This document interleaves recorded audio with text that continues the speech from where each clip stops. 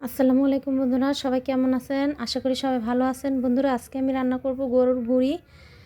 এর জন্য আমি প্রথমে একটি কড়াইতে নিয়ে নিলাম পরিমাণ মতো তেল, তারপর দিয়ে দিলাম পেঁয়াজ কুচি, এরপর নিয়ে নিলাম হলুদ গুঁড়া, মরিচ গুঁড়া, জিরার গুঁড়া, তারপরে দিয়ে দিলাম গরম মশলা গুঁড়া দিয়ে এখন আমি ভালোভাবে ভুঁড়িটাকে মেখে নেব।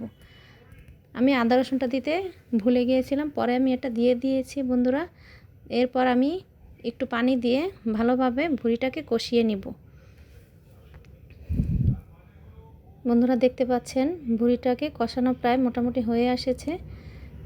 এরপর আমি এর মধ্যে অ্যাড করব আলু। আমি ছোট ছোট আলুগুলোকে ভালোভাবে ছিলে নিয়েছি। এটা দিয়ে ভুঁড়ি বা মাংস যে কোনো কিছু রান্না করলে খুব ভালো লাগে খেতে। বন্ধুরা, মোটামুটি আমার আলুটা কষানো হয়ে গেছে। এখন আমি এর মধ্যে দিয়ে দেব পরিমাণ মতো পানি। পানিটা দিয়ে আলুটাকে সেদ্ধ হতে দেব। বন্ধুরা, দেখতে পাচ্ছেন আলুটাও সেদ্ধ হয়ে গেছে এবং ঝোলটা ঘন হয়ে এসেছে। এর মধ্যে এখন আমি দিয়ে দিলাম জিরার গুঁড়া এবং গরম মশলা গুঁড়া। এটা ভেজে তারপর আমি গুঁড়ো করে নিয়েছি।